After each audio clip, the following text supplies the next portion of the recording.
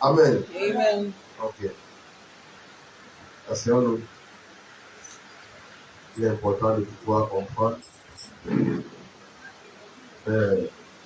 pourquoi nous sommes là. Et qu'est-ce qui nous amène? Quelle est la mission qui nous conduit? Quelles sont les valeurs que nous transportons? Amen. Parce que beaucoup de personnes aujourd'hui se trompent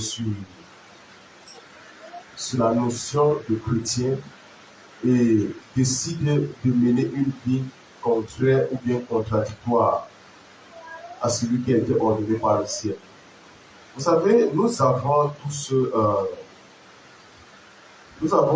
une révélation c'est-à-dire une bride de révélation de la personne de Jésus. Nous savons que Jésus nous interpelle tous, chacun, à pouvoir découvrir notre identité, à comprendre notre fonction céleste que nous devons manifester sur la terre. Mais cette fonction ne peut pas être manifestée si nous décidons de mener une vie commune à ceux du monde. Parce que toutes les pensées, tous les sagesse du monde ne sont pas celles de Dieu. Et je vais vous dire une chose, c'est que pourquoi est-ce qu'on parle de la foi? Lorsqu'on parle de la foi, il y a ce qu'on appelle la foi. Et la foi, il y a la foi qui, normalement, on devait dire, comme le foie, il y a le foie humain, on parle du foie. Mais on parle de la foi. Ça veut dire la foi qui devait s'écrire normalement comme le foie, qui est au masculin, mais on dit la foi écrit au féminin.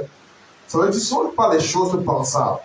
Ce ne sont pas les choses c'est-à-dire qui se définissent par la science. C'est pour ça qu'on parle de la foi. Et notre foi ici est définie dans le domaine de la personne de Dieu. Et nous devons comprendre que lorsqu'on parle de la foi, on parle ici d'une existence surnaturelle. Et on ne doit pas compter, lorsqu'on est en train de prier, demander des choses à Dieu. Lorsque tu pries, tu demandes l'exaucement à Dieu. Si ton exaucement est explicable, ce n'est pas une chose surnaturelle. C'est comme ça que je comprends. Si tout exaucement que tu reçois, on peut expliquer ton exaucement. Si toute réponse que tu demandes à Dieu, on peut expliquer. Si la science l'explique, ou bien tout ce qu'on demande peut être expliqué, c'est que cela n'est pas surnaturel. Parce que la foi apporte des choses inexplicables. C'est pas ça que je comprends. Ça apporte des choses inexplicables, des choses impensables. C'est ça le résultat de la foi. La foi n'est pas là pour donner des choses qu'on peut expliquer. C'est pourquoi on dit des choses que l'œil n'a point vues, que l'oreille n'a point entendues, et qui ne point monter que de l'homme. Mais c'est ça que Dieu veut manifester parmi nous. C'est ça. C'est une grande sagesse que Dieu nous a mis à notre disposition. Nous devons comprendre que Dieu nous interpelle tous à connaître la définition réelle de la foi. Parce que si nous n'avons pas la foi qui est la base de la fonction chrétienne, nous ne devons pas attirer les résultats à nous. Et lorsque tu as la foi, il ne suffit pas d'avoir la foi dans ta vie. Pourquoi les gens ont des foi, mais des fois incrédules? Nous sommes pleins dans le monde à avoir la foi. Chacun va dire, moi j'ai foi en Dieu, mais ta foi est une foi incrédule. Pourquoi? Parce que ta foi, tu fais des prières où toi-même tu n'imagines pas, tu fais des choses raisonnables. Tu veux, quand tu pries, tu dis à Dieu, bénis-moi, mais tu attends que c'est la bénédiction du frère X ou Y qui arrive. Quand tu es en train de prier, tu attends que, ok, Dieu passe par quelqu'un pour te bénir. Tu n'es pas obligé de passer par quelqu'un pour te bénir. Tu n'es pas obligé. Le but, c'est que le raisonnement nous a déjà forgé, de telle sorte que, quand nous prions, nous devons nous attendre aux hommes. C'est ça le problème de la foi. Et nous avons des foi incrédules remplies dans le monde. Ou bien pendant que tu pries, dans ta tête, tu pries, Seigneur, guéris-moi. Tu as vraiment besoin que le Seigneur te guérisse. Tu t'as dit, tu crois que le Seigneur va te guérir, mais tu ne crois pas par une fonction surnaturelle. Tu établis une guérison terrestre. Ça veut dire quoi? Pendant que tu es en train de prier, tu es en train de penser que dès que j'ai fini, je peux avoir mon orgueil. Ou bien tu es en train de penser que dès que j'ai fini, je dois aller à l'hôpital. Ça, c'est ce qu'on appelle des foi incrédules. Jésus, lui, il veut que nous soyons guéris.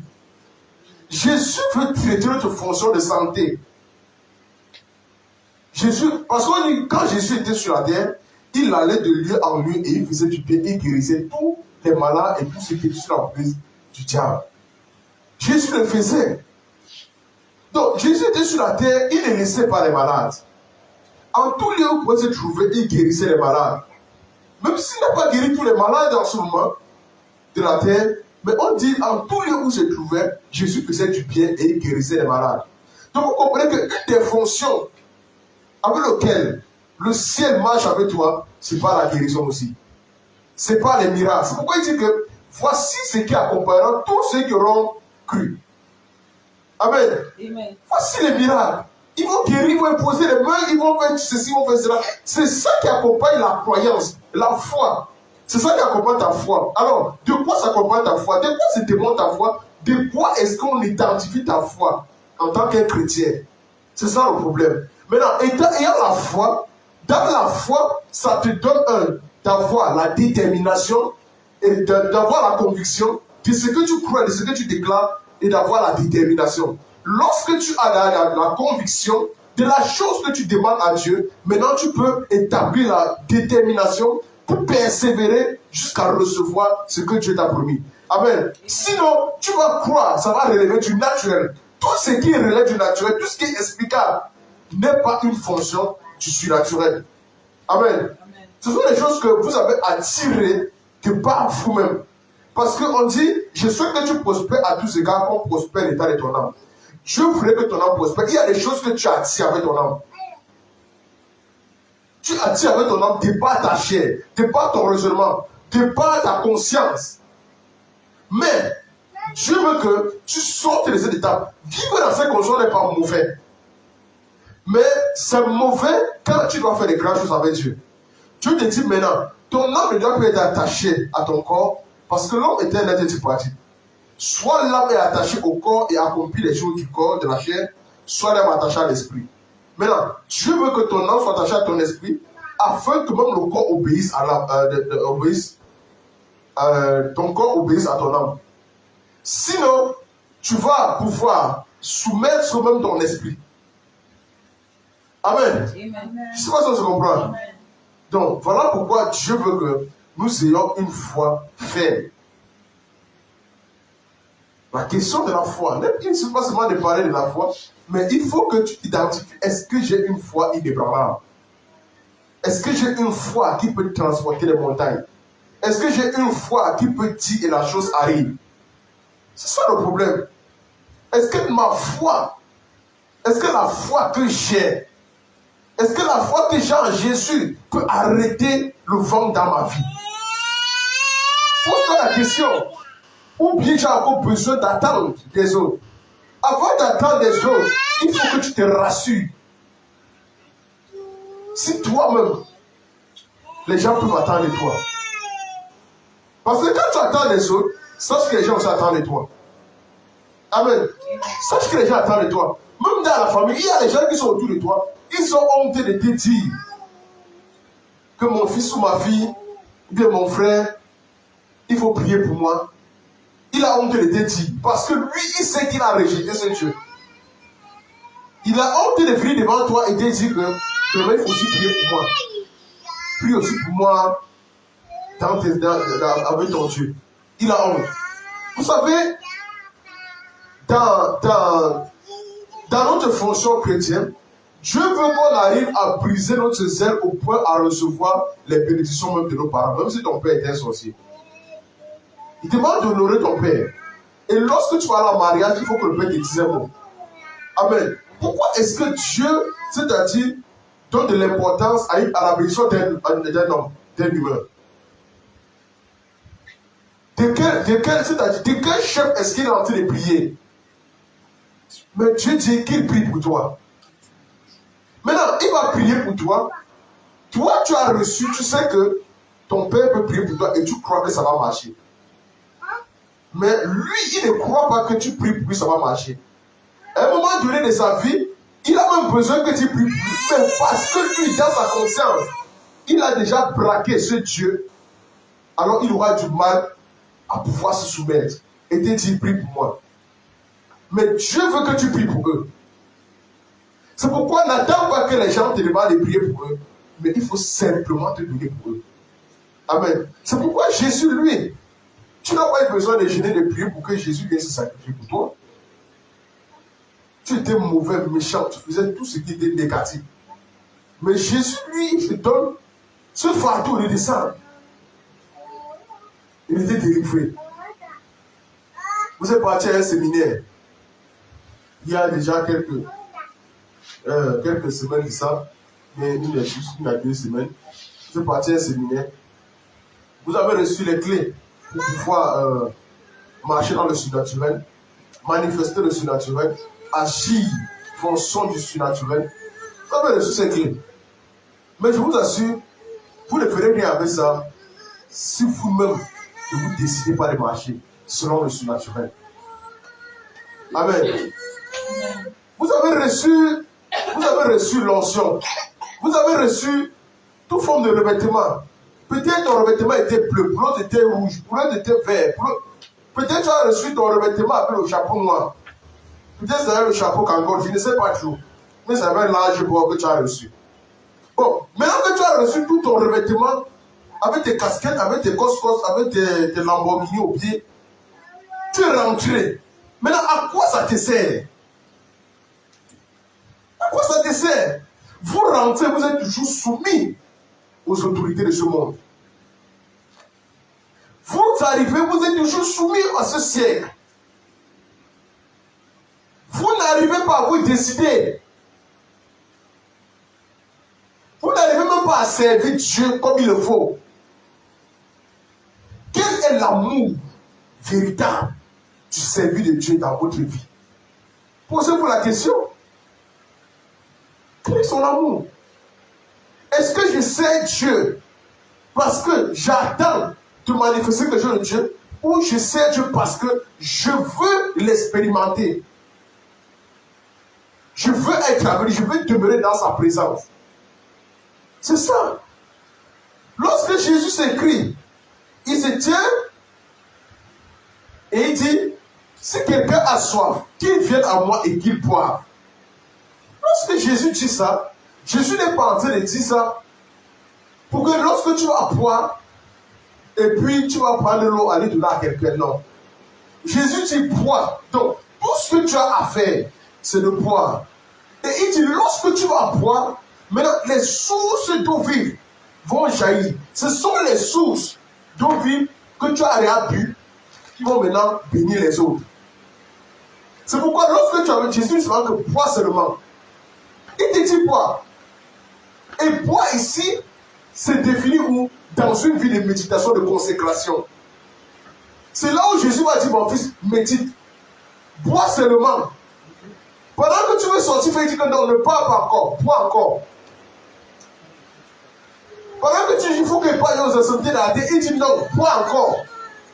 Parce que lorsque tu vas boire, maintenant, les sources là, quand tu vas sortir, c'est ça qui va jaillir. Et c'est ça qui va bénir les gens. C'est pourquoi il te dit, médite ça jour et nuit. Médite ça. Jésus pas dit à Pierre, Pierre m'aimes-tu? Parce que il veut comprendre, si depuis qu'il a envie de marcher avec ses disciples, il sait vraiment où ils sont en train d'aller, et il sait à quoi il est attaché. Alors, si tu pars pour sauver les âmes, à quoi est-ce que tu es attaché pour sauver ces âmes? Pierre même tu perds des brebis. Donc pour le contraste, il faut savoir à quoi tu es attaché avant de savoir où tu vas aller. Maintenant il dit, Pierre m'aimes-tu? Est-ce que tu m'aimes? Pierre tu m'aimes, tu le sais. Il dit alors perds mes brebis. Donc quelque part, la conscience du vrai christianisme a quitté le corps du Christ. Je ne parle pas du bâtiment, je parle du corps. Quand on parle de l'église, on parle du corps dans tout son ensemble. C'est ça qui est l'église. L'église n'est pas l'église de tenir ici, là, et de prêcher. On peut se tenir même là-bas en route. Hein? Amen. On peut se tenir en route. On dit la sagesse crie dans les rues. La sagesse. Ce n'est pas dans un confort où nous sommes que nous pensons que non, nous avons toute l'assurance du service de Dieu. Amen. Dieu utilise plus les hommes dehors qu'à l'intérieur. Parce qu'à l'intérieur, il a besoin de sauver d'autres personnes. Il a besoin de ça. Amen. Amen. Ok, les clés vitales. 3 clés pour opérer dans le surnaturel. Maintenant, la première, c'est bâtir un esprit robuste. Bâtir un esprit robuste.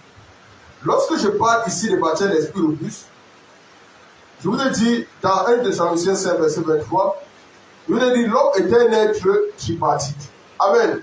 Ou bien tridimensionnel.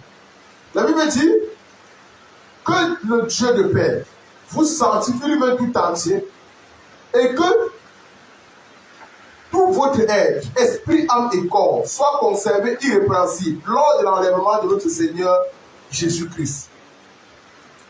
Tout votre être, esprit, âme et corps. Et on s'en rend compte que lors de la chute d'Adam, Adam a perdu la vie. Mais la question est de savoir, Adam a perdu la vie, de quelle vie il s'agit? Parce que Adam continuait de parler, Adam continuait de manger, il continuait de se promener, il continuait de faire ce qu'il a fait. Mais de quelle vie? On dit nous avons tous péché, nous sommes privés de la gloire.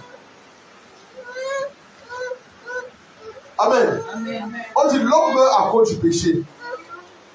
Alors, en ce moment, nous comprenons que c'était son esprit qui l'avait quitté. Son esprit l'avait quitté. Or,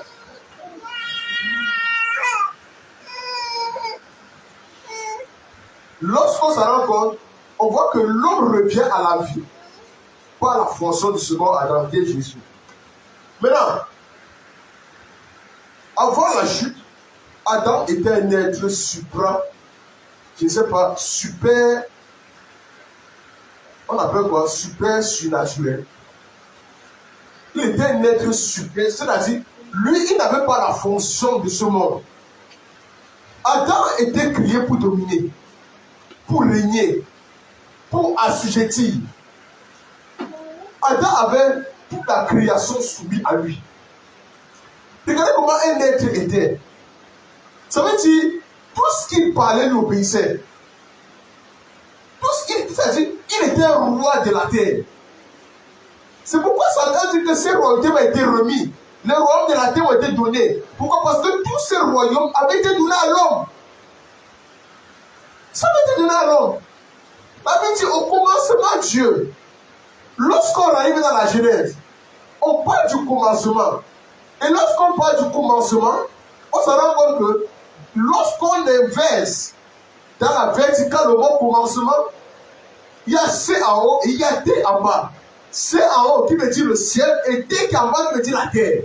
Donc le ciel est en haut, la terre est en bas. Maintenant, il y a men en anglais qui est man en bas. On a dit men. Ça veut dire que l'homme domine sur la terre. Amen. Dieu a donné la terre aux hommes. C'est pour ça que l'homme est supérieur à la terre. La terre est en bas. Et maintenant, dans la fonction terre, terre avec 2 L, le troisième L, qui veut dire la troisième fonction de la planète. Et Dieu nous investit en ce moment en nous disant que lui aussi, et il nous a donné la suprématie sur la terre, il ne peut rien faire parce qu'il nous a mis à ce niveau. Maintenant, qu'est-ce que nous faisons du ciel? Pourquoi? Parce qu'au niveau du ciel, il y a maintenant, à la fin du ciel, il y a un qui est elle, qui est le nom de Dieu, El Shaddai, c'est ça. C'est à ce niveau que Dieu dit que le ciel m'appartient, mais la terre pour vous appartient. Alors maintenant, nous sommes à un niveau où Dieu, lorsqu'il a mis Adam sur la terre, Adam ne pouvait pas se noyer. Adam n'avait qu'à arriver. Adam marchait sur les eaux. On dit que Adam marchait sur les eaux. Adam pouvait appeler le lion. Et puis il s'amuse à le lion, il caresse le lion, après il envoie le lion. C'était comme ça. Il avait donné tout à l'homme. L'homme avait la possibilité de tout faire. Il avait la possibilité d'imposer au renard, et le renard se soumet à lui. C'était comme ça. De la même manière que tu as la domination sur la poule de fer. Quand tu prends la poule de fer, tu poses à côté de toi, elle ne fuit pas. Tu prends la poule de fer pour l'égorger, elle ne fuit pas. Elle est là. C'est comme ça. Ça veut dire, il dit, j'ai donné les animaux, vous pouvez manger. Maintenant, quand Adam restait, il dit, bon, aujourd'hui je veux manger quoi? Si on met la chair blanche. Il dit, il faut que je récupère la peur là. C'est ça. En fait, c'est le règne. C'est ça le règne. Lorsque le roi reste sur son trône, même un chef, il reste, il dit, je veux manger un bon gibier aujourd'hui. On va se tuer pour l'amener ça. C'est ça la royauté. C'est ça. Maintenant, c'est cette fonction que nous avons perdue. Adam ne connaissait pas ce qu'on appelait les prescriptions médicales. Vous aimez ça? Prescription médicale. On va prescrire à l'hôpital que... Adam ne connaissait pas ça. C'était un être super naturel. Je vous assure. Mais il a perdu cette fonction à partir du moment où lui-même, il a perdu le contrôle de toutes choses avec son épouse. Or, maintenant, lorsque Dieu vient, il dit, il y aura une nouvelle naissance. Il y aura une nouvelle naissance. La nouvelle naissance nous ramène à la Genèse. Et lorsque la nouvelle naissance nous ramène là-bas, et il dit maintenant, à partir de cette naissance, vous devez maintenant travailler à retrouver la fonction que vous avez perdue. Cette fonction qu'on avait au départ, c'est-à-dire c'est l'entrée, c'est la porte. La nouvelle naissance n'est que la porte. Il y a des gens qui naissent de nouveau, ils s'arrêtent là-bas. Leur vie s'arrête là-bas. Leur vie ne continue plus. Dès que on te bat, si tu nais de nouveau, sache que c'est l'entrée. Tu es à la porte. Tu es à la porte de tout.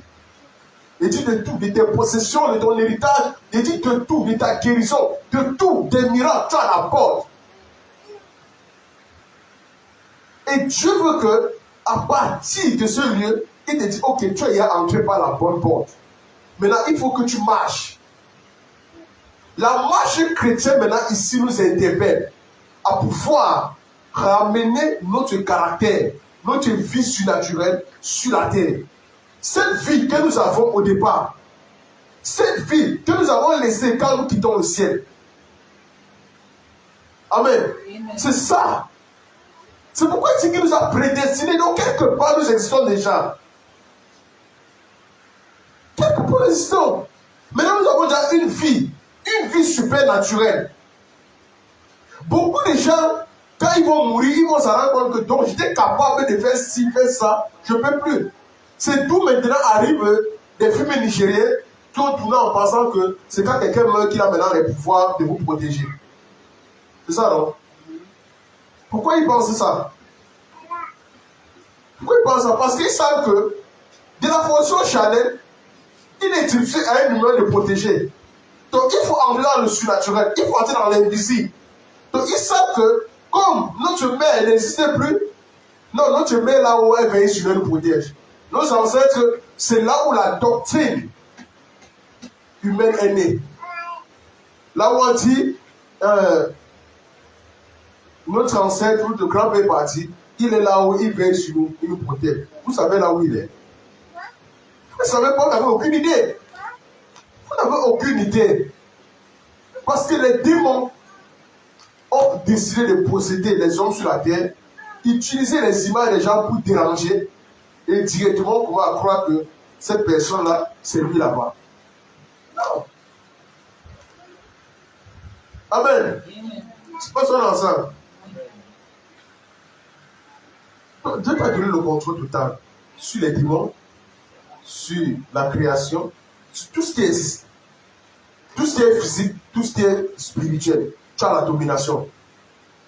Il dit tout ce qui est physique, tout ce qui est spirituel, tu as la domination. Dieu t'a donné ça. Mais qu'est-ce que tu fais avec? Qu'est-ce que tu fais avec? Tu étais content que je pas recevoir le revêtement. Maintenant, tu peux quand le revêtement. Hein? C'est rentré dans le... Tu as bien repassé ça, non? Tu as qu'à repasser ça, pas, non? On a bien repassé le revêtement, là. Il faut garder. Au jour où tu auras besoin, tu vas porter. Tu comprends? Tu es béni.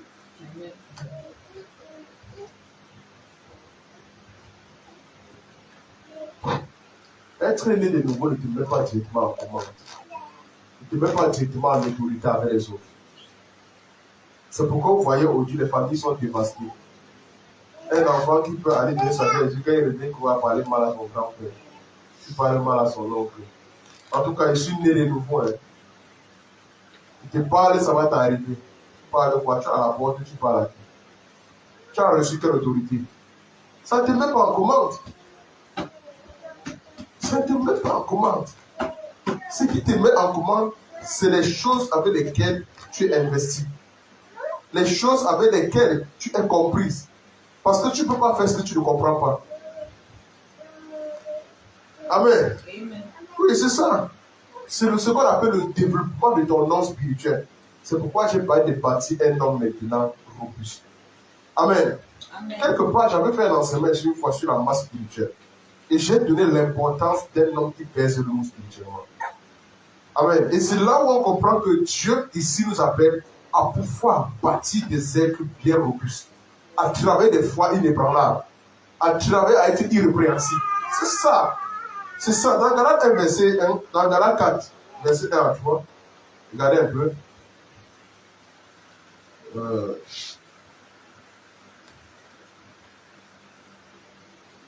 Or, aussi longtemps que l'héritier est un enfant, on dit, je dis qu'il n'en diffère en rien d'un esclave, quoi qu'il soit le maître de tout. Regardez ce qui se passe. On dit, aussi longtemps que l'héritier n'est qu'un enfant. Aussi longtemps. Donc vous comprenez que tu resteras un enfant. Un enfant, si tu crois que, parce que j'ai donné ma vie à Christ, j'ai le pouvoir, tu n'auras jamais. Parce que tu ne comprends encore rien. Il y a des choses que Dieu ne peut pas encore t'investir. Ce n'est pas parce qu'un enfant naît et que si, par après, ou bien par chose, c'est-à-dire controverse, le père décide, le père aussi enlève le papa de l'enfant. Et le papa maintenant décide de faire le testament. Et il met son enfant. Et s'il met l'enfant, l'enfant ne peut pas avoir le droit d'aller à la banque et retirer l'argent. C'est impossible, on est tous d'accord. L'enfant ne peut pas avoir le droit. L'enfant n'a pas encore les cas d'identité. C'est seulement écrit. Même la loi ne va pas reconnaître ça. Il n'en diffère en rien d'un esclave. Il peut être riche tant qu'il n'y a pas un tuteur qui va retenir la main et pour l'amener dans cette gloire. Mon ami, il va rester un enfant. Il ne va jamais posséder son héritage. C'est pourquoi beaucoup de chrétiens viennent à Dieu étant pauvres, ils sont plus pauvres. Ils rentrent pauvres.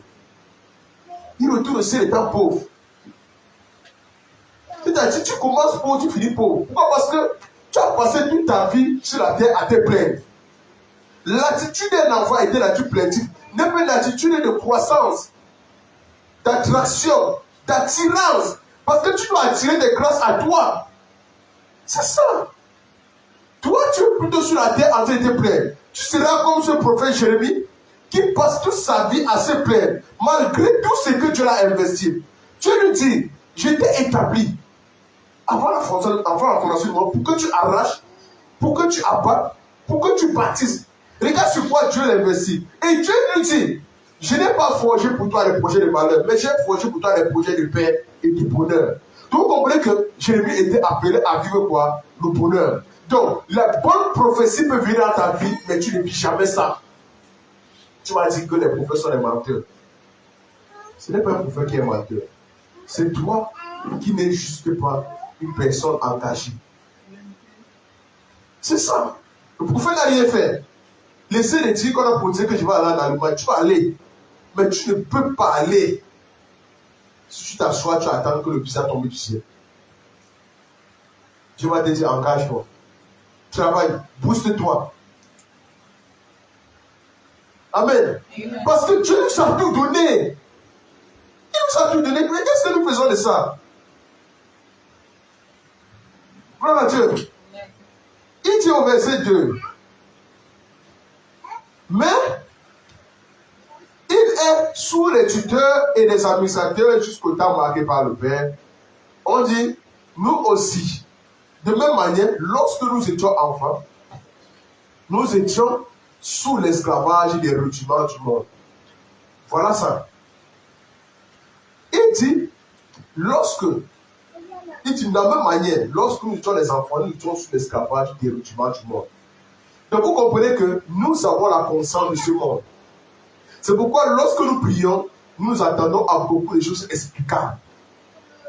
Quelqu'un va venir dire, lorsque tu fais ton témoignage et que ton témoignage est explicable, mon ami, ça ne relève pas du surnaturel. C'est une attirance de ton âme. Est-ce que vous savez que votre âme attire les choses? Votre âme fait réaliser les choses. Ça fait réaliser. Ton âme, tu peux avoir la convoitise de la chair, ton âme te pousse à pécher. Ça c'est clair. Mais si tu es attaché à l'esprit, ton âme va te pousser à vaincre la chair. Tu vas croire que non, c'est trop le surnaturel. Non. Après, c'est ton âme qui influence. C'est ton âme qui influence ton être. En tout. C'est ton âme. C'est pourquoi Dieu dit, je souhaite que tu prospères à tous égards, qu'on prospère l'éternel. C'est ton âme qui agit. C'est ton âme qui fait tout. Maintenant, et c'est l'âme qui pense. C'est le siège des émotions. Qu'est-ce que l'âme pense? La chose que l'âme pense a la capacité de se manifester. Lorsque tu restes et tu passes ton temps à faire le dessin du diable dans ta tête constamment, sache que tu auras peur, tu vas vivre le diable. Tu vas vivre les tourments du diable. Mais le diable n'est pas là. C'est ce qu'on appelle les égrégores. Lorsque tu vas te faire des schémas d'égrégores dans ta tête, je peux t'assurer, tu vas vivre le diable en personne. Mais lui n'est pas là. Amen. Amen. Les gens sont là pas jusqu'à connaître la face du diable. Les gens sont là pas jusqu'à connaître que le diable a l'école ici, là, les trucs là-bas. Qui vous a dit que le diable est comme ça? Qui vous a dit ça? Si tu vois le diable, tu vas tomber amoureux.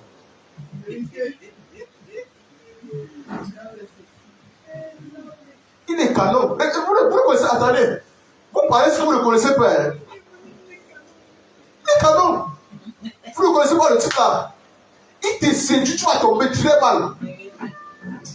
Tombe très mal, vous ne le connaissez pas. Le maître de la séduction. Parlez de quoi?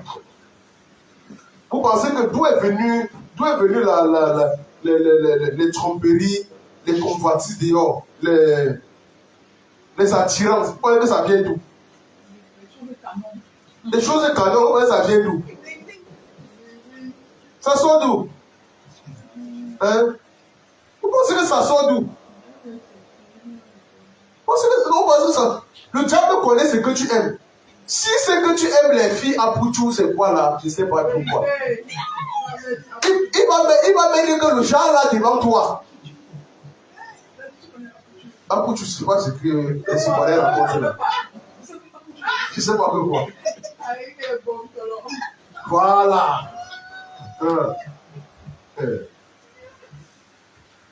Amen. D'accord, c'est ça. Dans Luc 1, verset 80, nous constatons que dans cette fonction auquel nous sommes enfants, nous sommes appelés à grandir. Luc 1, verset 80. Attendez.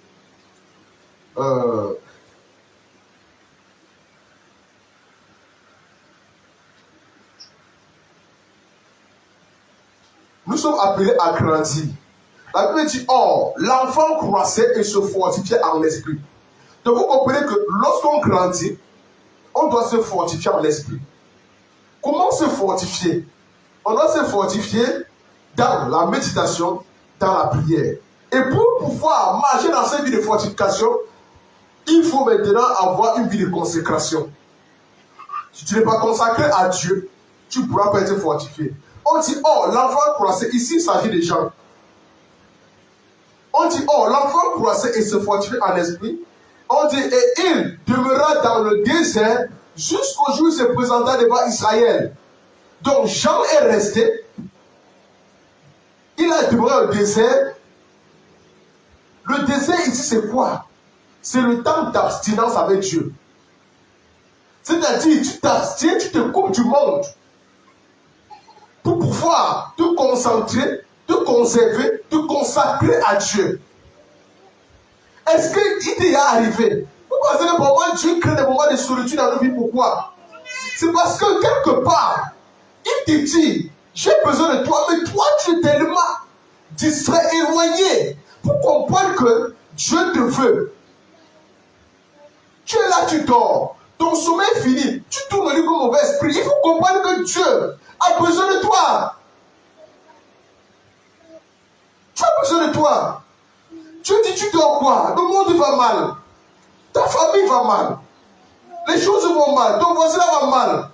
Dieu va te lever à 2 heures du matin pour que tu pries. Parce qu'il sait, sur le chemin de la route humaine, il va te parler de quelque chose. Peut-être ma journée de service, il va te parler de quelque chose. Peut-être que tu as un collègue qui risque de mourir, il va te parler de ça. Il dit, lève-toi, prie.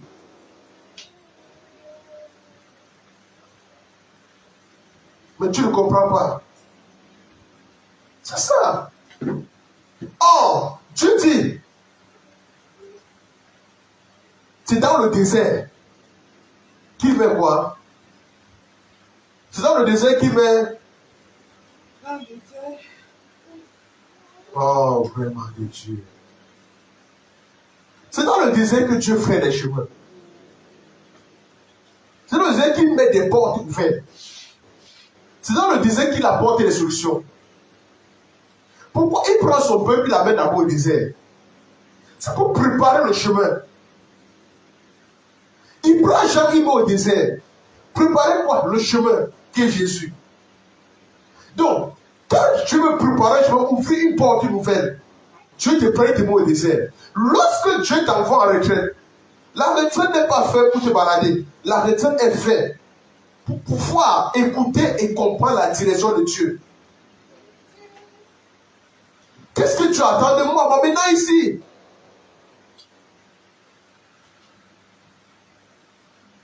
Vous prenez la retraite pour contempler les oiseaux. Si tu veux contempler les oiseaux, le matin, si tu regardes les oiseaux, vous pensez que l'oiseau qui est ici, là, va être devant de l'oiseau qui est à l'ensemble ou devant l'oiseau qui est au nord. Si tu as mis l'hirondelle ici, tu vas voir l'hirondelle toujours là-bas. Si tu as vu le corbeau ici, le corbeau ici a la même couleur que le corbeau qui est là-bas en France. C'est pas parce que tu vas partir en France, tu vas voir le corbeau vert.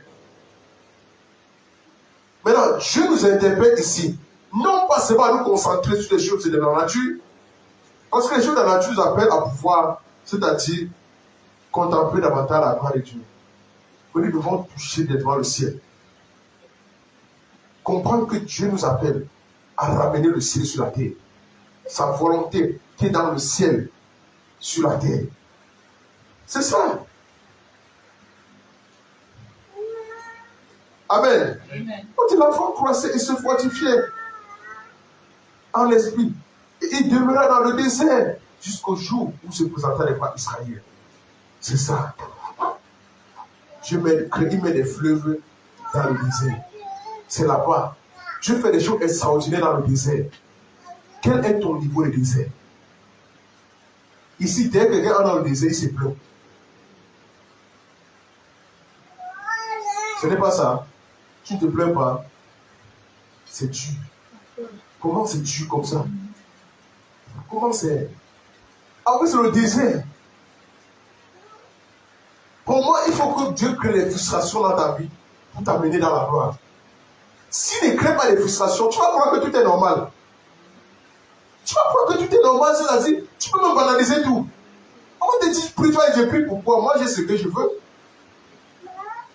Tu seras pas du voir d'un enfant gâté qui serait le matin, à la nounou ici, à le chauffeur là-bas, le jardin ici, le gardien ici, le jardinier là-bas.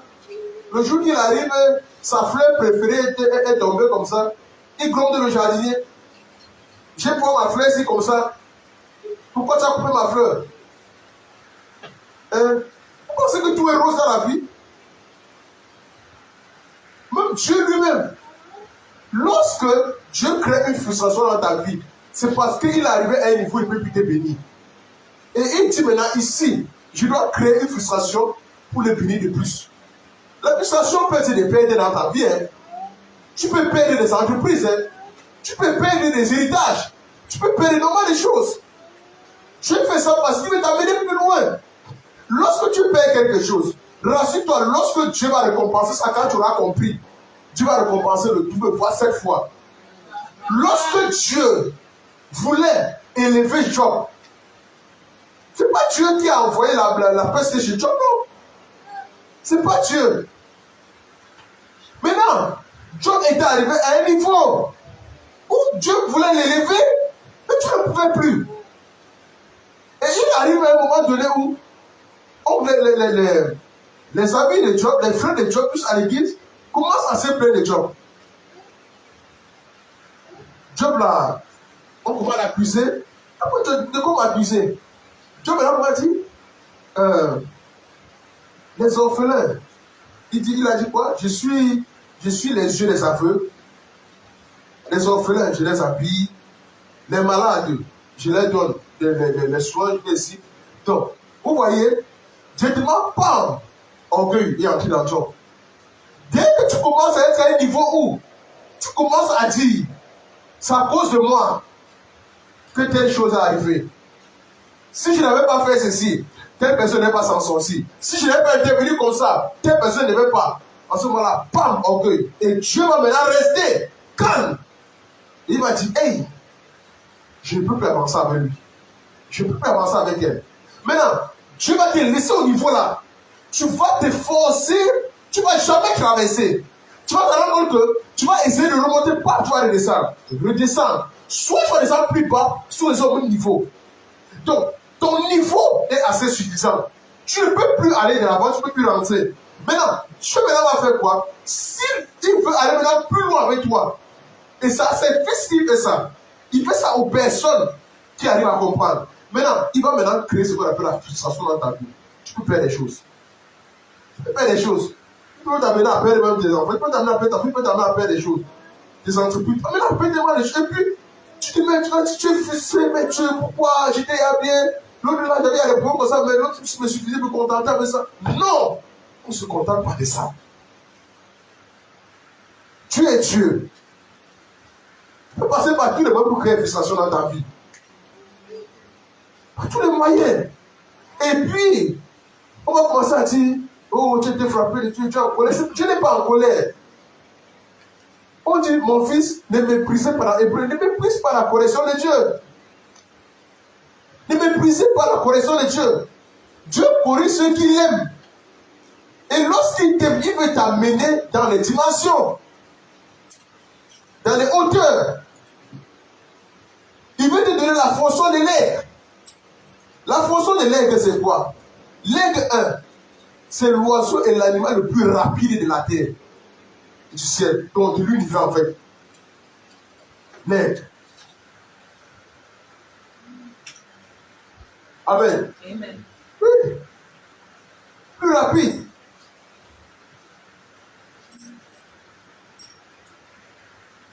Oh, oula.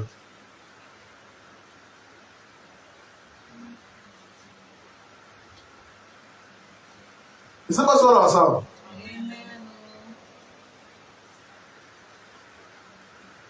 Donc vous voyez que ce n'est pas le lion le plus rapide. C'est l'aigle. C'est pourquoi quand Dieu veut aller dans les hauteurs avec toi, quand Dieu fait des grandes choses, quand Dieu veut toucher le surnaturel, mon ami, c'est l'air. Quand il déclenche l'œil de l'air, c'est pour voir à partir du haut. C'est ça. L'œil de l'air, c'est l'œil de l'oracle. C'est ça l'œil de l'air. Ça perce le naturel. Ça transperce les cieux. C'est ça l'air. Parce que tu pars dans les hauteurs.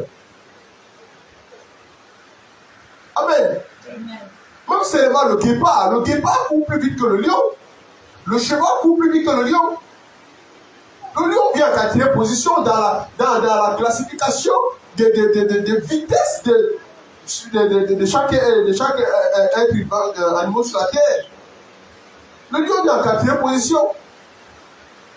Donc vous comprenez que Dieu, lorsqu'il nous interpelle, il nous appelle à pouvoir attirer les grâces du ciel. Alors, maintenant, dans Luc 2, verset 52, la Bible dit, Jésus croissait en grâce, il croissait en connaissance, il croissait en statut. Maintenant, on se rend compte qu'il y a la connaissance qui vient en premier, il y a le statut. Parce que, hormis la connaissance, tu ne peux pas bâtir un statut solide. C'est la connaissance qui te fait bâtir un statut solide. Maintenant, Jésus dit, il croissait en connaissance, qui est en sagesse, il croissait en statut, et il croissait en grâce. Maintenant, la grâce ici vient maintenant te couvrir. La grâce vient t'amener à faire des grandes choses. De ce que la connaissance t'a appris, de ce que le statut t'a donné, et la grâce maintenant tu dois les manifester. C'est ça. Sinon, tu ne pourras pas activer les 3 fonctions dans ta vie. Amen. Dans Ésaïe 9, verset 5 à 2. Laissez la Bible faire son travail.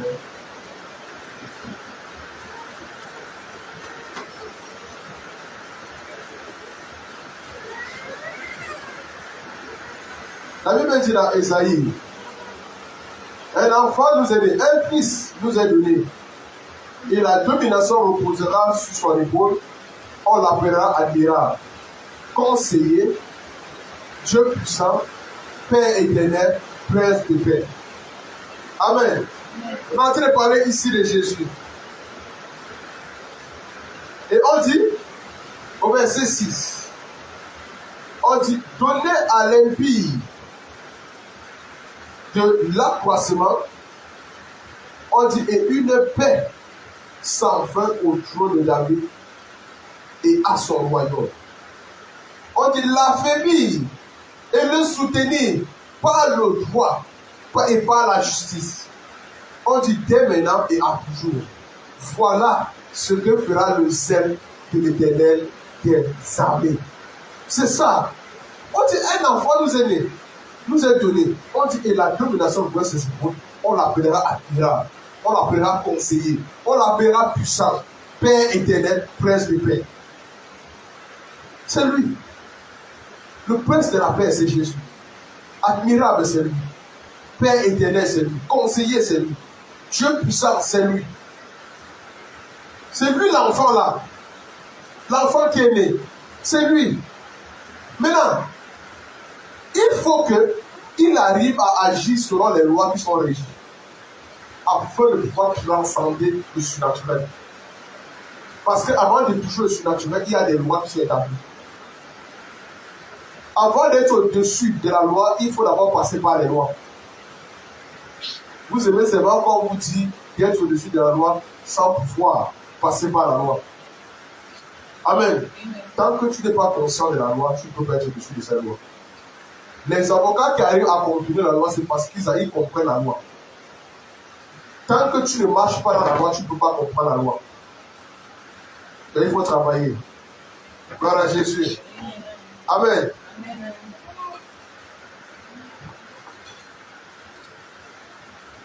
Donc nous devons bâtir un esprit robuste. Par quoi? La méditation. La Bible dit dans Matthieu 4, quoi? L'homme ne vivra pas de pain, mais de toute parole qui soit dans la bouche de l'Éternel. Donc nous devons travailler à la méditation. Comprendre la révélation de Dieu, le réma et l'holocauste. Comprendre ce que Dieu veut pour nous. C'est ça. Quand Dieu nous interpelle, à travers une vie de méditation constante. Dans Jacques 1, verset 22. Regardons Jacques 1, verset 22. Très important. Jacques. Oui, Jacques. Hey, tu m'as mené où? Non, Jacques. On dit mettez en pratique la parole et ne vous bornez pas à l'écouter, en vous trompant vous-même par des faux raisonnements. Donc, mettez en pratique. Donc, la parole nous est donnée. Est-ce que la parole qu'on te donne aujourd'hui, tu vas la mettre en pratique? C'est là la question. La question n'est pas de est-ce que tu écoutes. La question n'est pas de est-ce que tu comprends. Mais la question est de savoir est-ce que lorsque tu vas finir, tu vas sortir d'ici, est-ce que tu vas mettre ce que tu as reçu en pratique afin de dominer sur tout ce qui est naturel. Parce qu'il faut que tu revêtes ta nature supernaturelle. Amen. Moi j'ai dit, tu n'es pas un être de ce monde. Hein. Tu n'es pas obligé de pouvoir être soumis aux lois de ce monde. Tu n'es pas obligé. On dit nous sommes dans le monde, mais nous ne sommes pas du monde. Si nous croyons que nous sommes du monde, alors les lois de ce monde vont dominer sur nous. Or, il y a des lois spirituelles, des lois célestes qui nous interpellent. Voilà Jésus. Amen. Et la Bible dit au verset suivant, car si quelqu'un écoute la parole et ne la met pas en pratique, il est semblable à un homme qui regarde dans un miroir son visage naturel et qui, après s'être regardé, il s'en va et oublie aussitôt qui il était. Est-ce que tu as envie d'oublier qui tu étais aujourd'hui? Tu es en train de donner les clés de sortie de la personne dormante pour la personne éveillée. Maintenant, si tu veux demeurer dans le sommeil, il y a des gens qui aiment le sommeil, non? On est d'accord? Il y a des gens qui aiment le sommeil. Il y a des gens qu'on va dire que sort. Il y a des gens qu'on lui donne le travail qu'on dit au coup de bras. Parce qu'il y a que tu es au travail, il faut au travail, il fait la paresse. On le renvoie. Vous pensez que c'est quoi? Ce qu'on appelle le sommeil spirituel. Il dort. Il dort. Son esprit n'est pas éveillé. Il n'a pas la conscience c'est-à-dire de la réussite. Il n'a pas la conscience du succès. C'est pour ça que Jésus a dit, réveille-toi dans tes morts, toi qui dors. Dans 1 Timothée 2, verset 4.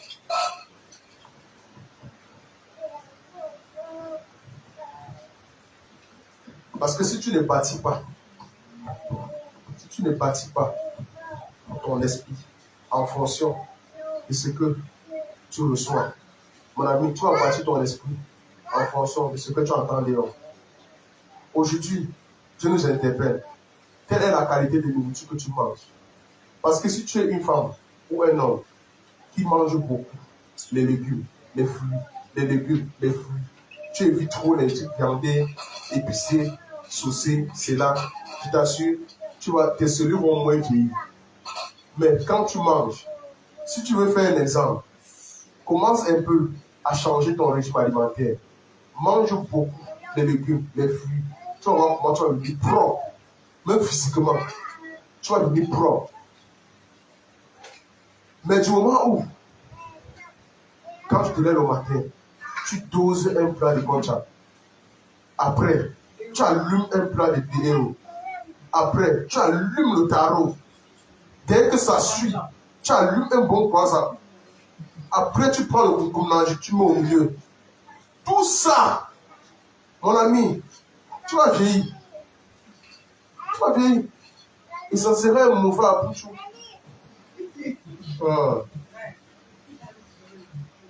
C'est faux. Non, je ne rabaisse pas. C'est la grâce. Amen. J'ai dit 1 Timothée. 1 Timothée 4, la Bible dit exerce-toi à la piété car l'exercice corporel est utile à peu de choses. Tandis que la piété est utile à tout, ayant la promesse de la vie présente et celle qui est à venir. On dit exerce-toi à la piété car l'exercice corporel est utile à peu de choses. Donc, nous devons nous engager à développer notre être spirituel. Nous devons nous exercer. De la même manière qu'on s'entraîne tous les jours à pouvoir faire des exercices, on dit faire des exercices sportifs pour avoir la bonne santé, pour pouvoir être bien bâti, pour être bien, c'est-à-dire en forme tout le temps. On dit aussi que pour que tu puisses avoir la santé spirituelle, il faut que tu t'exerces à la piété. Parce que la piété est utile à beaucoup. Parce que ça a la promesse de la vie présente et à venir. Or, l'exercice corporel te donne l'assurance à la vie présente. Mais or, la piété te rassure à l'avenir. C'est pourquoi il y a des personnes qui pensent que parce que je ne mange pas, ou bien quand ils te voient manger, je ne sais pas, le socio, et puis ils se moquent de toi. Ils disent, je ne mange pas ça. Il y a tous les produits chimiques dedans. Vous savez le nombre de choses qu'il y a des produits chimiques dedans? C'est énorme. Si on veut s'exercer à esquiver tous les nourritures de la terre, parce que c'est une nourriture dans le cancer, c'est une nourriture dans le cancer, tu vas plus bien manger la terre. Ta vie sera constituée que d'eau. Parce que même l'eau là n'est pas plus en entier. Même l'eau n'est pas plus en entier. Donc c'est pour te dire, là où tu crois que je mange, je bois le ginger, on dit, il y a les recettes, les astuces pour vivre longtemps, ce que les gens donnent. On dit, fais boire le ginger, manger les concombres, manger les melons, manger ceci, pour pouvoir vivre longtemps, te rajeunir. C'est ça, non? Ce sont pas les astuces que les blancs donnent. Ils donnent les astuces là, non? Ils finissent pas par mourir. C'est utile à voir combien de choses. C'est utile à peu de choses, non? Peu importe ce que tu vas faire dans ce monde, tu vas mourir. Il dit que peu importe tout ce que tu vas arrêter de dire. C'est pour ça qu'à la limite, quelqu'un va dire que tu manges, tu meurs, tu ne manges pas, tu meurs. Autant que je mange. Amen. Donc, c'est pour te dire que ne te contente pas seulement de t'attacher à la fonction de peu de choses, à l'exercice corporel. C'est important. On ne refuse pas. Même Dieu nous interpelle à faire l'exercice, à faire le sport. Mais à ne pas nous appesantir, à ne pas nous concentrer sur ça. À ne pas nous attarder sur ça au point où ça influence notre croissance spirituelle. Ça doit être juste un pas pour pouvoir nous alléger de la tâche de pouvoir dominer sur le spirituel. Gloire à Jésus. C'est pourquoi Dieu nous dit, dans un principe vraiment qui est biblique et qui est vraiment attirable, c'est la bénédiction de Deutéronome 28. La Bible dit quoi? Si tu obéis, si tu entends, si tu obéis. Donc, ne te borne pas à écouter seulement. Il te met en pratique. Il dit donc, nous devons obéir à Dieu afin de mettre ses principes en pratique. Dans Deutéronome 28, verset 1, il dit, si tu entends la voix de l'Éternel ton Dieu, si tu obéis à ses ordonnances. Donc vous comprenez que l'obéissance attire quoi? Les bénédictions, les richesses. Si tu n'obéis pas, ces lois ne vont pas s'activer dans ta vie. Amen. Ces lois ne vont pas s'activer. On va essayer de lire un passage de Dieu. Vous me trompez. Dieu dit, encore nous te trompons. Il dit, avec les dieux les offres. Il dit, apportez dans la maison des trésors. Vous verrez si je n'ouvrais pas pour les épées des cieux. Donc vous comprenez que quelque part, il y a des fonctions qu'on oublie. Oh, c'est très important. C'est très important. On attend trop de Dieu. Mais au moins, c'est qu'on s'investit moins. On se donne moins. Vous pensez que aimer Dieu, c'est danser dans la maison de Dieu? Que dès que tu sors, ton comportement change. Et dès que tu sors, tu dis, attends-moi là-bas, j'arrive. Tu vas confirmer. Voilà le langage des chrétiens quand ils sont d'ici. Attends-moi là-bas, j'arrive. Voilà une femme qui vient sortir de l'église. Hein. Dès qu'on appelle le téléphone. Oh, l'enfant a fait ici à la maison. Attendez-moi là-bas, j'arrive. Viens pour le blesser. C'est toi qu'on attend. Que Dieu vous bénisse. Dans la deuxième fonction, la deuxième clé, à ce niveau, Parce que si tu médites seulement, c'est un problème. Maintenant, il faut méditer. Il faut mettre en pratique. 2.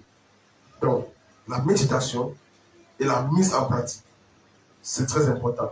Il y a des gens qui sont versés des Écritures, mais ils ne mettent rien en pratique. Est-ce que ça se comprend? Les gens qui comprennent, ils peuvent décider tous les versets bibliques de la terre, mais ils ne mettent rien en pratique. Rien. Pourquoi ils font ça? Pourquoi ils font ça?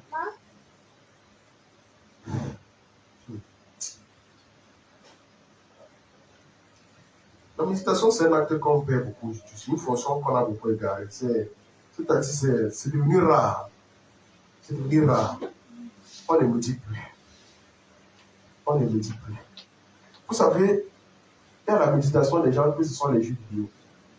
Pour eux, passer une journée sans toucher à un jeu vidéo, ou bien sans aller au paris sportif, il est malade. Il faut que tu arrives à ne pas percevoir ta journée sans méditation. Que lorsque tu passes une journée, tu n'as pas médité, que tu te sens vide, que tu perds le sommeil. Il faut que tu arrives à pouvoir arriver à ce niveau. Mais toi, aujourd'hui, lorsque tu ne médites pas, ah, c'est normal. Tu comprends, non? Demain, là, je peux méditer. Amen. Il faut comprendre, très peu connaissent la méditation aujourd'hui. Très peu.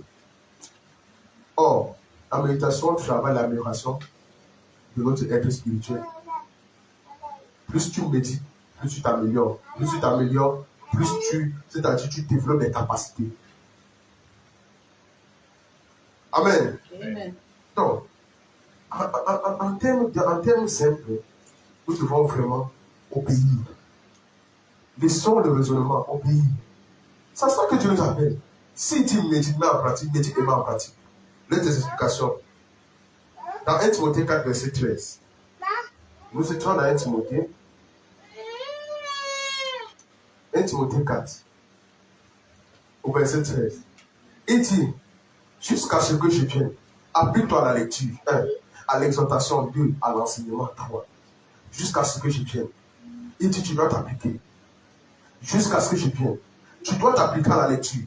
Tu dois t'appliquer à l'exhortation. Tu dois t'appliquer à l'enseignement. Il dit, ne néglige pas le don qui est en toi, qui t'a été donné par prophétie, avec l'impulsion des mains, à l'assemblée des anciens. Ne néglige pas. Il y a des choses que tu as reçues. On a imposé sur toi. Lorsque tu restes, ce n'est pas le pasteur qui va encore déclencher le don là. Il a déjà fait son travail. Il t'a déjà investi. Maintenant, c'est à toi d'aller déclencher. Il dit, ne néglige pas ça. Réanime ça. Réactive ça. C'est ça en fait. Et la méditation, on dit, la méditation nous interpelle à pouvoir comprendre ce que nous avons reçu. Si tu ne médites pas, tu ne peux pas comprendre. C'est pourquoi les gens sont fâchés aujourd'hui contre Dieu, contre les hommes de Dieu. Parce qu'ils vont dire, on a dit ça dans ma vie, et puis, ça n'arrive pas. Ça n'arrive pas. Moi, je peux te dire ce que je vois. Ce n'est pas obligé d'arriver. Ça va arriver si seulement toi-même, tu es prêt à ce que ça arrive. Amen. Je ne peux pas prophétiser que tu seras un ministre demain. Si toi-même, ta pensée ne conçoit pas que tu seras un ministre. Si toi-même, tu n'es pas prêt à être un ministre. Vous pensez que le président de la République, là, quand il était né, il savait qu'il va être président de la République. Ou bien le ministre, là, quand il était né, il savait qu'il allait être ministre. Non. Est-ce qu'il avait intégré ça en ce moment? Non. Donc, toi aussi, tu dois arriver à un moment donné où tu dois travailler dans cette fonction. À comprendre que je dois travailler pour la grandeur. Gloire à Jésus. Amen. Je ne sais pas si on se comprend. Amen. Oui, c'est ça. Dans Acte 8, verset 30. Dans Acte 8, verset 30.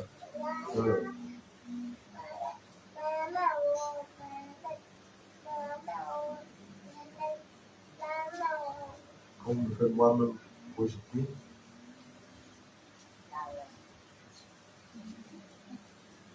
Amen. On dit Philippe a couru et entendu Éthiopien qui lisait la prophétie d'Ésaïe. il lui dit, comprends-tu ce que tu lis? Donc, vous comprenez que la lecture est bien. On dit exerce-toi la lecture. La lecture est bien. Mais est-ce que tu comprends ce que tu lis? Parce que tu peux lire quelque chose sans comprendre. Tu peux te retrouver en train de dire, ceux qui avaient été dispersés allaient de lieu en lieu et annonçant la bonne nouvelle de la parole. Maintenant, tu as lu ce passage, est-ce que tu comprends ce que ça veut dire? On dit ceux qui avaient été dispersés. Pourquoi ils avaient été dispersés? Pourquoi? Pourquoi ils avaient été dispersés? Jésus disperse toujours lorsqu'il veut gagner le plus grand nombre. Mais vous avez la fonction de dire que non. Ne nous dispersons pas. Restons ici. Quoi? On dit souvent quoi?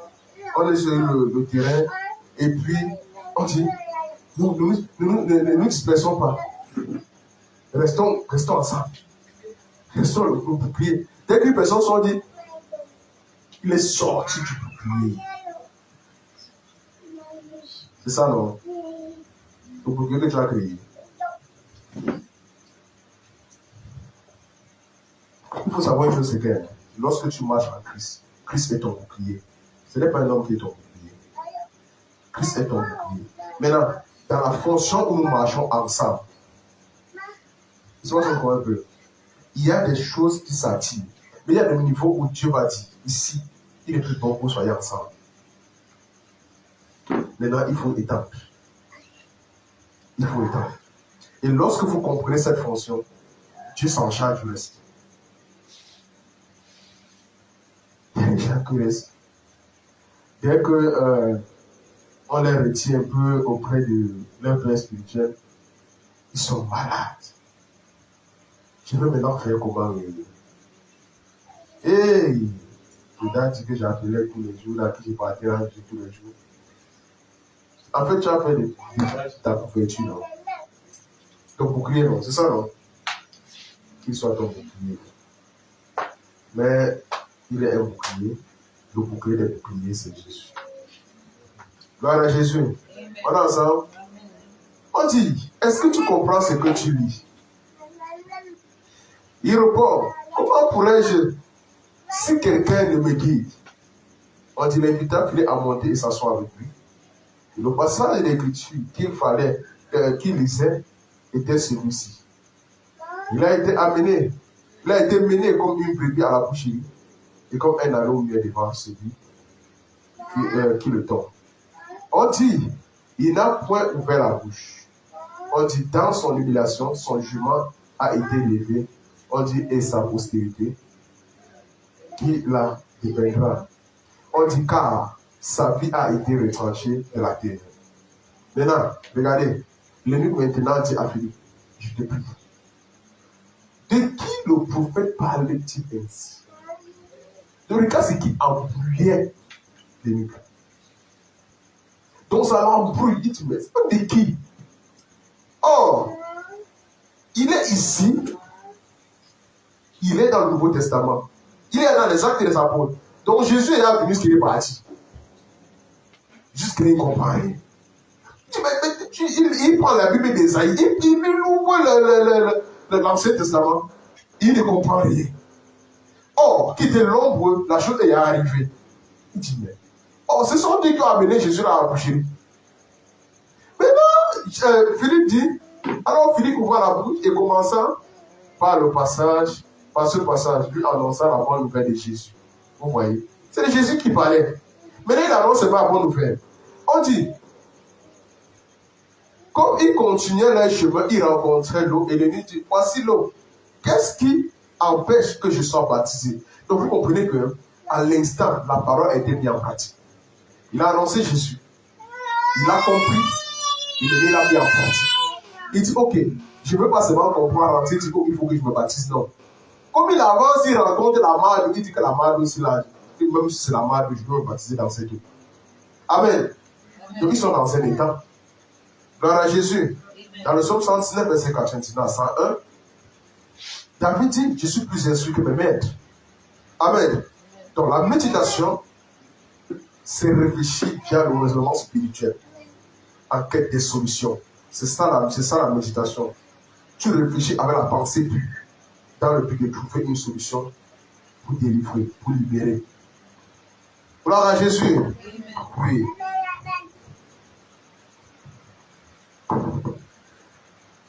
On est ensemble. Donc nous devons nous lever. Nous devons nous lever et agir.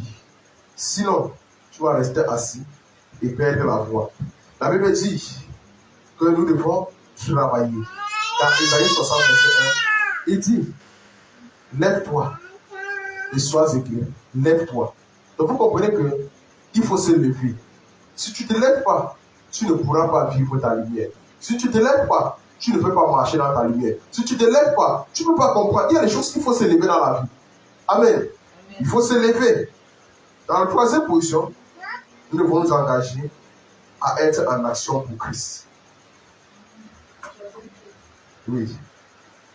Or, maintenant, Jésus, on s'en rend compte que Jésus meurt pour le monde.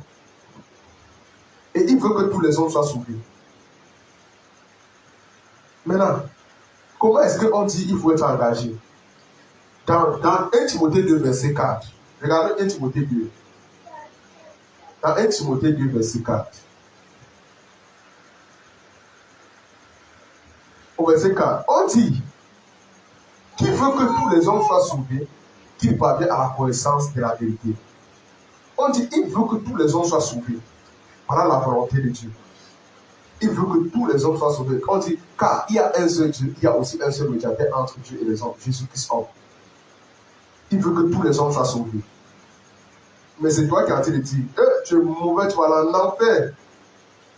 Qui t'a dit qu'il veut, Dieu veut que la personne parte en enfer? Tant que la personne a le souffle sur la terre, Dieu veut sauver la personne. Mais comment est-ce que nous devons amener la personne à être sauvée? C'est par notre attitude spirituelle. Est-ce que nous prions pour la personne? Est-ce que nous implorons la miséricorde de Dieu pour la personne? Amen. La Bible dit dans 2 Pierre 3, verset 9. Dans 2 Pierre 3. Regardons 2 Pierre 3, verset 9. Il dit, le Seigneur ne tarde pas dans l'accomplissement de la promesse, comme quelques-uns le croient, mais il use de patience envers vous, ne voulant pas qu'aucun périsse, mais voulant que tous parviennent à la repentance. Il use de patience. Tu vas dire, pourquoi le méchant, Dieu ne le tue pas vite? Pourquoi le méchant, non, tu vas mourir? Mais ce qui est bizarre, c'est que c'est la bonne personne qui met en premier. Pourquoi est-ce que c'est le méchant qui part en dernier?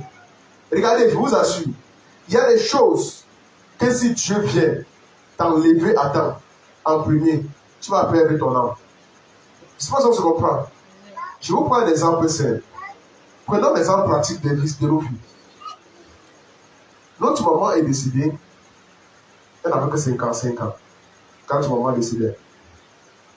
C'est ça notre maman d'elle. Elle n'avait que 55 ans. Mais est-ce que tu penses que le moment là, si Dieu enlevait plutôt le père allait se sauver? Il a eu de patience envers lui, non? Pourquoi il a enlevé la mère? Elle avait rien connu. Elle avait connu le chemin. La mère avait le cœur déjà ouvert. Mais le père était encore fermé. Il fallait que Dieu use de patience envers lui. Il fallait qu'on arrive même à annoncer la parole de Christ quand il est là. Il dit l'entende. Et qu'il prenne le temps de se réconcilier avec Dieu. C'est ça. Maintenant, on va dire, mais les mauvaises personnes là, Dieu doit les enlever. Non. Mon ami, ce sont ces personnes-là qui vivent longtemps.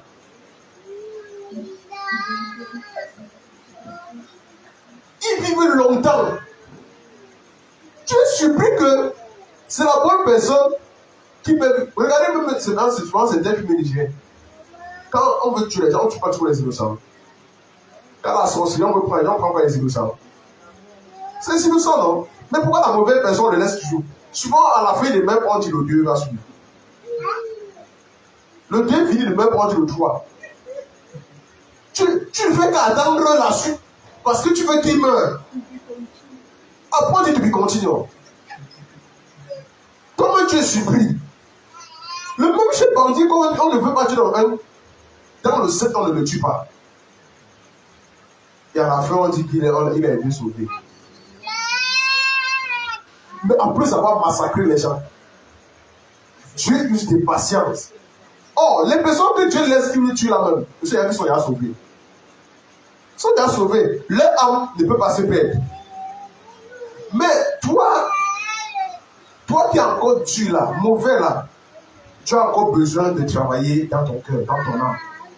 Il a besoin d'une réconciliation. C'est pourquoi les sorciers durent pour mourir. Les sorciers, là, tu vois, c'est un grand-père qui fait la journée de nuit. On dit quelqu'un qui a attiré sur le toit, c'est un grand-père, un vieux. Pourquoi il ne meurt pas? Pourquoi il fait le crash d'avion, il ne meurt pas? On connaît les crashs d'avion, non? Mais lui, il fait sa part, les crashs d'avion, il ne meurt pas. Il est tout là en vie. Il pouvait bien mourir. Gloire à Jésus. Donc Dieu use de patience. C'est pour ça qu'on dit que le Seigneur ne tarde pas dans la conscience de promesse, comme quelques-uns le croient. C'est pour ça que les gens croient toujours que non. Dieu, c'est-à-dire, il prie pour que les autres meurent là, mais les autres ne meurent pas. Non, Dieu là, il ne va pas mourir. Dieu veut que tous les hommes soient sauvés. Amen. Dans Jean 4, verset 48, regardez Jean 4, verset 48.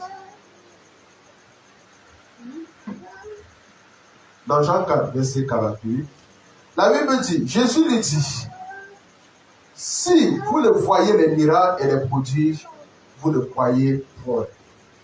Donc, regardez, l'homme est arrivé à un niveau où Jésus sait que beaucoup de personnes ont besoin de voir les miracles et les prodiges. Et puis, à d'autres personnes, il va permettre de voir ça. Mais à d'autres, il ne va pas permettre. Parce que toi, tu as cru sans miracle. Et c'est faux. Tu as besoin de voir les miracles pour quoi? Mais il y a des gens que si tu ne fais pas un miracle, ils ne croient pas. Il y a des gens que si tu ne le guéris pas, ils ne croient pas. Il y a des gens que si peut-être tu ne débloques pas une situation dans sa vie, ils ne croient pas. Tu vas dire, mon frère a les relations au ministère. Il peut débloquer ta situation, les avancements. Il va laisser dire, il y a trop de champignons dehors. En tout cas, quand mon dossier s'y fait, mais c'est le jour qu'il va faire, ça va sortir. Il m'a dit, hey, et il va maintenant parler de lui à l'autre. Dit que ma part là, c'est elle qui avait fait sortir ça. C'est comme ça que les gens qui sont des Thomas, parce qu'ils sont nombreux sur la terre, et les Thomas sont plus nombreux que les pierres. Maintenant, les Thomas sur la terre sont les gens qui ont la facilité de convaincre les gens, les autres, lorsqu'ils ont vu le miracle. C'est pour ça qu'on se comprend un peu. Ils ont la facilité. C'est pourquoi vous allez vous rendre compte que quand quelqu'un, regardez les églises où on dit le pasteur était un ex-satanique. Pourquoi les gens suivent le pasteur là? Parce qu'il démontre les réalités du monde spirituel. Et il les évite des pièges par lesquels il est passé. Il les dit, voilà ce que, quand j'étais dans le monde des ténèbres, voilà ce que je faisais. Voilà comment. Et puis, ils sont sûrs que si je pars là-bas, c'est tellement ma solution à mon problème difficile qui va passer. Il y a sûrement quelque chose de ténébreux qui est fait dans ma vie. Et si tu le rencontres, il pourra déceler ça. Et tu vas tout faire pour partir. C'est pourquoi vous allez voir, ces personnes-là sont beaucoup recherchées, sont beaucoup attirées. Ils sont beaucoup attirés. Pourquoi? Parce qu'ils ont une démonstration des choses. Je ne sais pas si on se comprend. C'est une démonstration. Maintenant, si toi tu n'as pas la démonstration, tu auras des difficultés. Il y a des familles que si tu ne démontres pas le miracle, perds ton temps. Il y a des familles comme ça. Je vais vous assurer, est-ce que pour que Dieu se serve de nous, est-ce qu'on a besoin que Dieu fasse les miracles dans notre vie? Je n'ai pas fait. Mais il y a des familles. Maman S, tu as cru en première. Mais pour sauver ton frère, si tu ne fais pas un miracle, il ne croit pas. Il dit, il ne croit pas. Monte, tu descends. Tu vas parler, tu vas crier, il ne va pas croire. Tu vas me le conditionner, il ne va pas croire. Il faut qu'il y ait un miracle pour qu'il croie. Que, hey, la fête, c'est sérieux. C'est ça. les familles ne sont pas les mêmes. C'est pour ça qu'on dit que dans chaque famille domine des hôtels. Il y a des hôtels que mon ami. Que Dieu vous bénisse. On a ensemble. Mon ami, l'enfer n'a pas été créé pour les hommes, mais c'est pour le diable et ses anges. C'est pour ça que Dieu veut que toi tu sois sauvé. Donc ne permets pas un homme d'aller en enfer. Tu dois, autant que tu vis, autant que tu respires, prie pour tous les hommes sur la terre. Prie pour tous les hommes sur la terre. Prie pour eux. Autant que tu vis, respires. Et dis-toi que l'enfer là, ce n'est pas pour les hommes. Voilà Jésus. Oui.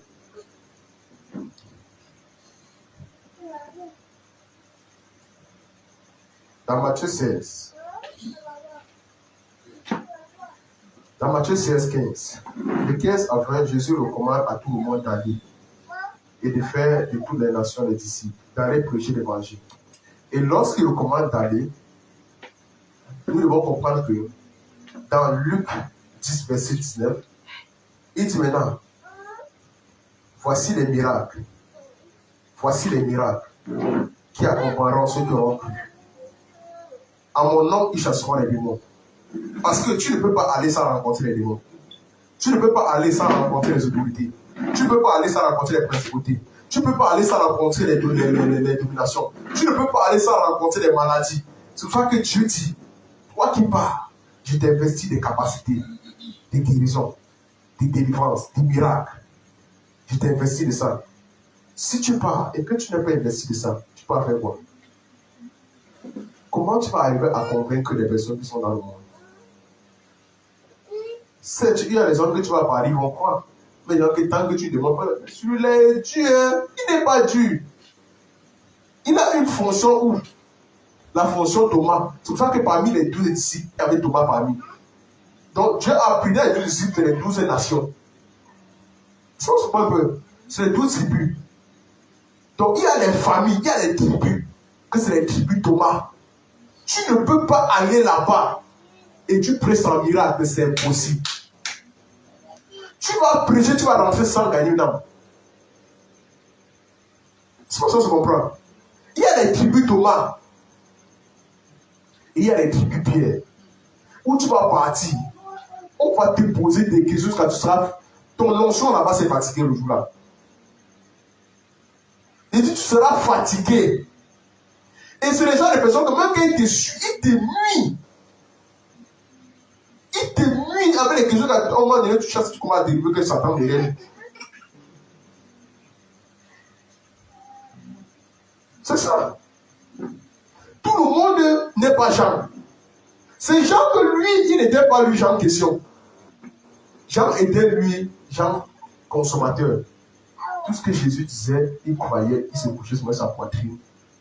C'est-à-dire, il contemplait l'amour de Jésus. C'était ça son problème. Jean était quelqu'un qui... Jean, on appelait Jean l'amoureux. Jean était quelqu'un qui il aimait contempler l'amour. Il aimait contempler... C'est-à-dire, quand Jésus parlait des choses du ciel, tu vois... Ah! Donc, il contemple la beauté du ciel. C'est pourquoi ça a lui que la connaissance a été révélée. Vous savez, dans le monde, on pourrait dire que Dieu monte. Ici, vois. C'est lui qui a écrit tout ça. On dit, ok, puisque tu as passé ta vie à contempler ça, maintenant je vais te faire voir. Monte. Monte, tu vas voir, ça va les quitter aussi la terre. C'est ça. Il y a des gens, quand tu vas parler, ils seront là, ils seront là concentrés. Ils seront seulement contempler que waouh. Donc, l'affaire là, c'est comme ça. Donc, c'est ça. Mais il y a des personnes, des Thomas, que tout ce que tu vas dire, tu vas dire, quand tu parles, on a fait, c'est vrai, mais multiplie-nous le temps on mange. Multiplie. Tu vas voir. Multiplie le pain on mange. Pendant que les gens sont en train de bavarder, on dit Jésus, non, on n'a plus de pain, multiplie l'eau. Multiplie. Change l'eau en vin. Si tu n'es pas encore temps pour le fils de l'homme, change-nous l'eau en vin, tu nous laisses la faire là. Change. Il y a les gens qui veulent voir. Ce n'est pas impossible pour lui. Et Jésus a changé. Même comme il disait que non, ce n'est pas au temps du fils de l'homme d'être révélé. Ce n'est pas encore son temps. Mais Marie dit, tout ce qu'il vous demande, faites. Et Jésus savait qu'ils avaient besoin de ça. Gloire à Jésus. Amen. Donc toute personne est habilitée à manifester le pouvoir. Regardez dans Luc 22, verset 35. Luc 22, verset 35, la Bible dit, il est dit encore, quand je vous ai envoyé dans la bourse, quand je vous ai envoyé sans bourse, sans sac et sans soulier, avez-vous manqué de quelque chose? Il répondit, rien. Donc il y a des fois, Jésus, il nous envoie sans bourse, sans sac, sans soulier, mais nous ne manquons de rien. C'est pourquoi il dit, c'est que vous devez croire, à partir de maintenant, le surnaturel sera, c'est-à-dire à ta commande naturellement. C'est-à-dire que tu vas commander au surnaturel et elle va agir. Tout ce que tu as à faire, c'est de croire. Amen. Tout ce que tu as à faire, c'est de croire. Il faut simplement croire. Donc il est important de comprendre que la vie est un terrain de bataille et non de jeu. Sache que tous les jours nous bataillons, nous combattons. La Bible dit dans 2 Corinthiens 10, verset 3 à 6, les armes avec lesquelles nous combattons ne sont pas charnelles, elles sont puissantes par la vertu de Dieu. Pour renverser les fortes des raisonnements, il y a des raisonnements à renverser, des hauteurs. Les gens qui s'élèvent contre la connaissance de Christ, mon ami, il y a tout ça à renverser.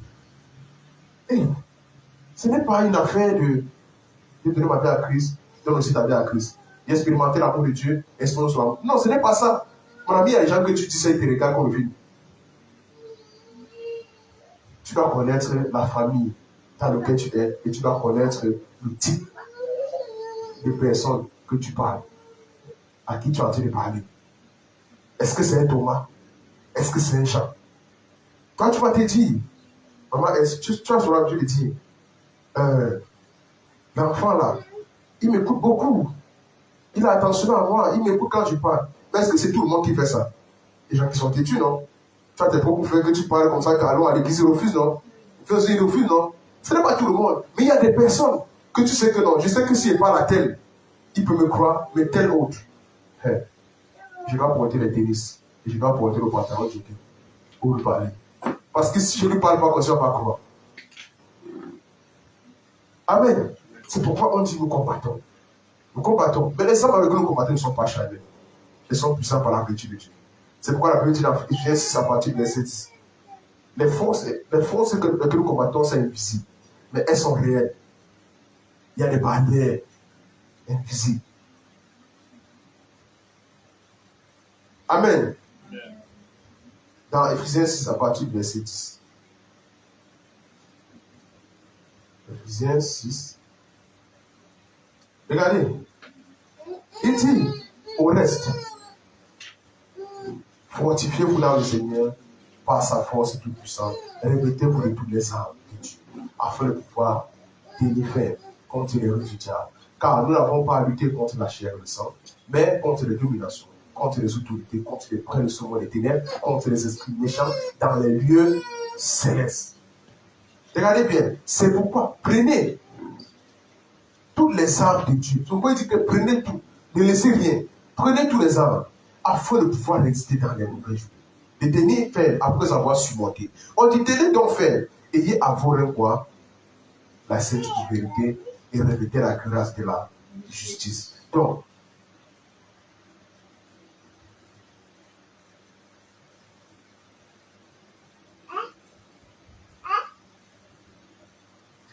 regardez. On dit, c'est pourquoi prenez tous les armes de Dieu. Les armes de Dieu que vous voyez, les armes de Dieu que nous devons répéter, ne sont pas les armes pour nous autosuffire. Ne sont pas les armes pour nous vanter avec. Les armes que nous recevons, c'est pour agir. C'est pour influencer. C'est pour aller. Jésus dit, allez de partout et faire des nations des disciples. Mais nous voulons recevoir les âmes pour commencer les combats spirituels. Les âmes ne sont pas là pour les combats spirituels, mais les âmes sont là pour gagner.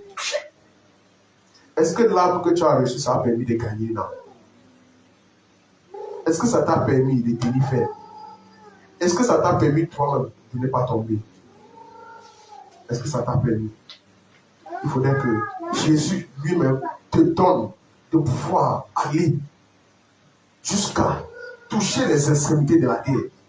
Et pour toucher les extrémités de la terre, mon ami, tu dois vivre ce qu'on appelle la conscience du surnaturel.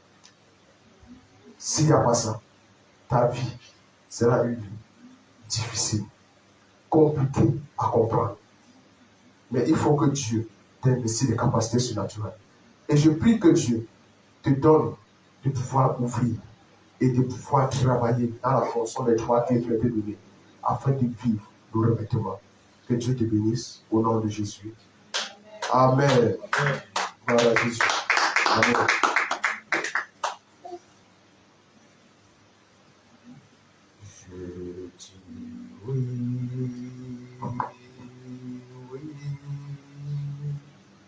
Jésus, je dis oui, je dis oui, oui, Jésus, je dis oui, oui, Jésus, je dis oui, je dis oui, oui, Jésus. Oui, Père, nous disons oui. Nous disons oui, Seigneur, à ta parole. Nous disons oui, Seigneur, à tes instructions. Nous disons oui, ô Dieu éternel, au Christ, que tu nous donnes pour opérer dans le surnaturel. Papa, tu nous interpelles à une vie de méditation. Une vie, Seigneur, de pratiquer la méditation. De travailler, Seigneur, notre statut. D'avoir un esprit robuste. De pouvoir comprendre, ô Dieu éternel, la clé véritable pour marcher, Seigneur, dans le surnaturel. Papa, aujourd'hui, ces fonctions, aujourd'hui, nous ouvrons les portes. Au nom de Jésus-Christ. Que là où, ô Dieu éternel, nous avons des difficultés autrefois, qu'aujourd'hui, ces difficultés, Seigneur, s'élèvent au nom de Jésus. Qu'elles dégagent au-devant de nous au nom de Jésus. Et que nous prenons, Seigneur, acte, Seigneur, de toute porte ouverte au nom de Jésus-Christ. Que nous croyons, Seigneur, à la vie et au surnaturel au nom de Jésus. Car au commencement, Père, lorsque tu as créé l'homme, tu l'as fait maître, Seigneur, de tout. Tu l'as fait, ô Dieu éternel, Dieu de tout. Et tu as dit, Seigneur, que tu as fait la terre et tu as de la terre au sol. Alors, Père, je te rends grâce. Afin que, ô Dieu éternel, aujourd'hui, tu nous donnes, Seigneur, de manifester ce ruisseau au nom de Jésus-Christ. Ce merveilleux ruisseau au nom de Jésus. De comprendre, ô Dieu éternel, la clé idéale, Père, afin de marcher dans le surnaturel au nom de Jésus. De parler, Seigneur, de la création au pays au nom puissant de Jésus. Au nom de Jésus. Nous ne voulons pas recevoir des revêtements, ô Dieu éternel, pour le passer et mettre dans les tiroirs. Papa, donne-nous de revêtir ces vêtements et de marcher activement avec cela au nom de Jésus. Que, ô Dieu éternel, ta grâce, Père, nous donne, Seigneur, d'être distingués à tous égards. Au nom puissant de Jésus-Christ. Au nom de Jésus. Papa, nous ne pouvons pas, Seigneur, marcher dans ces fonctions si nous ne sommes pas capacités par toi. C'est pourquoi j'implore, Seigneur, ta grâce. J'implore ta miséricorde dans nos vies. Afin que par elle, ô Dieu éternel, nous puissions, ô Dieu éternel, marcher et dominer, transcender, Seigneur, toutes les difficultés, tous les combats, Père, qui vont nous empêcher, ô Dieu éternel, d'arriver plus loin au nom de Jésus. Au nom de Jésus. Que là où, ô Dieu éternel, un break, Seigneur, pouvait se tenir, une brèche, ô Dieu éternel, pouvait nous empêcher. Papa, que cela soit ôté au nom de Jésus. Papa, merci, Seigneur, de nos capacités, de nous investir, Seigneur, par ton feu au nom de Jésus-Christ, afin de consumer tout ce qui est à notre passage. Au nom puissant de Jésus-Christ. Alors, Père, nous abandonnons à toi et nous croyons au Dieu éternel que tu touches chacun de nous au nom de Jésus. Je déclare la semaine de chacun béni. Je déclare au Dieu éternel la journée de chacun béni au nom de Jésus. Papa, malgré, Seigneur, les difficultés de la journée, malgré les difficultés de la nature, oh Dieu, tes enfants obéissent à ta foi et ils ont précipité les pas. Alors, Père, je prie afin que leur pas soit béni au nom de Jésus. Comme ils rentrent, Seigneur, je prie afin qu'ils nous saintent. les accompagne au nom de Jésus. Que les pieds soient ouverts au nom de Jésus. Afin, Seigneur, que comme il rend, Seigneur, que, oh Dieu éternel, des nouvelles possessions commencent à s'enchanter dans leur vie au nom de Jésus. Qu'ils expérimentent, oh Dieu éternel, des portes, des horizons ouverts au nom puissant de Jésus. Merci, Seigneur, pour ta grâce. Merci pour ta paix. Merci, pour Seigneur, pour ce que tu engendres à nouveau aujourd'hui au travers de nous. Au nom puissant de Jésus. Amen. Amen. Amen. Gloire à Jésus. Amen.